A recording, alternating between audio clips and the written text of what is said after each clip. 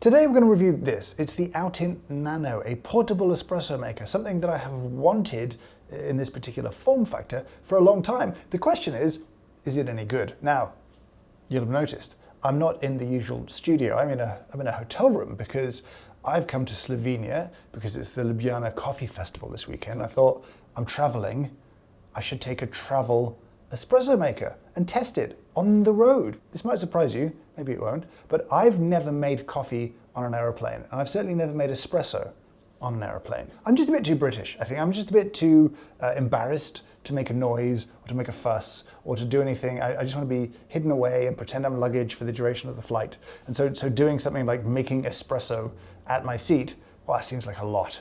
But with this, I thought, maybe it won't seem like a lot. And I couldn't grind in flight. Couldn't even do that. I had to grind before the flight. I had to get prepped up, got on the plane, 35,000 feet up. I'm going to make espresso for the first time. And then nothing. Failure. Just didn't brew. Slight anticlimax. Over. Let me talk you through how this works. This thing is like a lot of portable espresso makers you might have seen. You've got a little sort of locking in piece down the bottom where your coffee's going to go. This you've probably seen before. These can be adapted for Nespresso style pods pretty easily. This one just has like a little shower screen piece and then where the coffee goes. Dose, 7-8 grams. That's kind of what you're getting. Now, a lot of them, you put hot water in and they sometimes will have an electric pump and they'll just pump it through. But I made a video once about portable espresso makers. We toured all over London. It was very silly. It was quite a lot of fun, but it was a frustrating day because at the start of each kind of filming session, I had to find hot water. Had to get down and get a jet boil going and boil up some water and somehow get it into the brewer. The big twist of this thing is that where the water goes in the top, this is also a heating chamber. So I could just put cold water in, put the lid on, push go, and it should just heat the water up and it'll make espresso. 8 grams is really the limit. Put your little tampy piece on top. Give it a little shake. Just to, settle your grounds. It's quite the rage. And then a tamp with a little scoop, shower screen on, and in we go. We could use the cup that comes with it, but come on now. Lid on, push and hold for 2 seconds, and then slowly our lights will begin to increase and kind of blink upwards. And when it gets to go time, it'll be pretty quick because it will just start pumping when it's hot. It's not going to wait around for a second button push. It's going to go.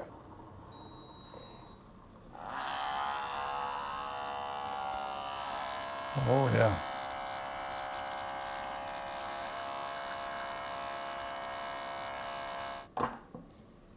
Cup is useful after all.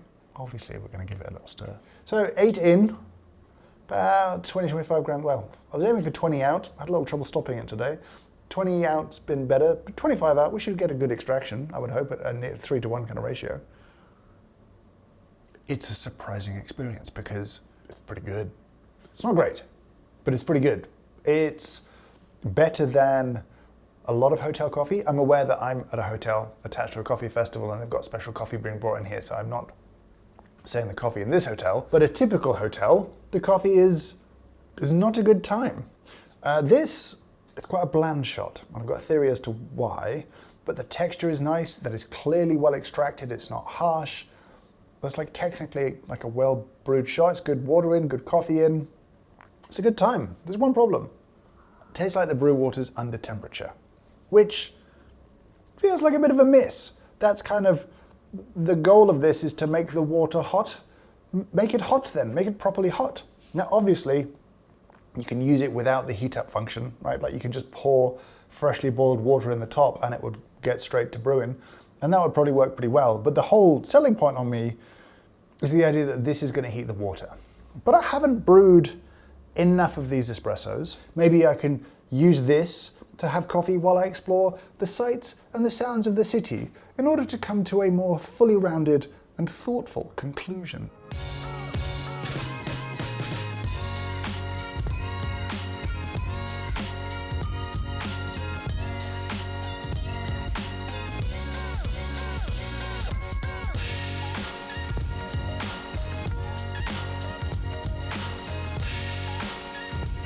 It's now day 2 here in Ljubljana, and it's a beautiful day. Look at this, look how beautiful this is. Actually, look at this. That's a castle. It's the big castle in the middle of town. My hotel has been very lovely. Fancy coffee at breakfast time. Now I'm also, this morning, gonna make coffee for a couple of World Barista champions, which should be interesting, because this brewer, it's been a bit up and down, a bit inconsistent.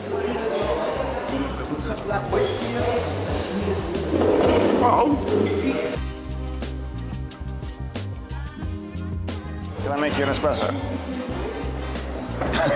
Sure, yeah. Okay.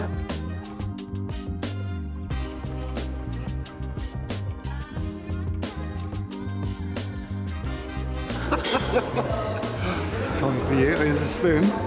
So, necessary.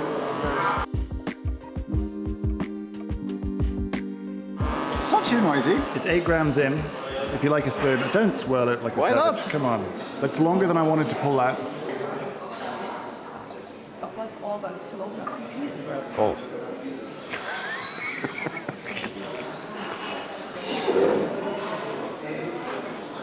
Oh.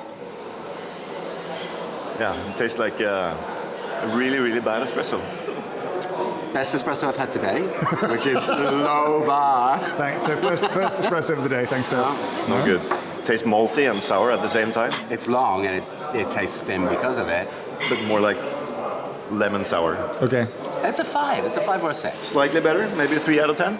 There's still some more brewing to do. I think we need to fully flex the potential of kind of anywhere espresso.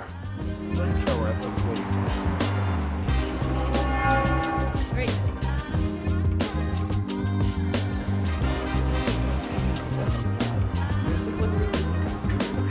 Yep. Do you know, I have to tell you, I have to say that however I feel about this brewer, it's been totally worth it to just have a trip around Ljubljana today. It's been a beautiful day.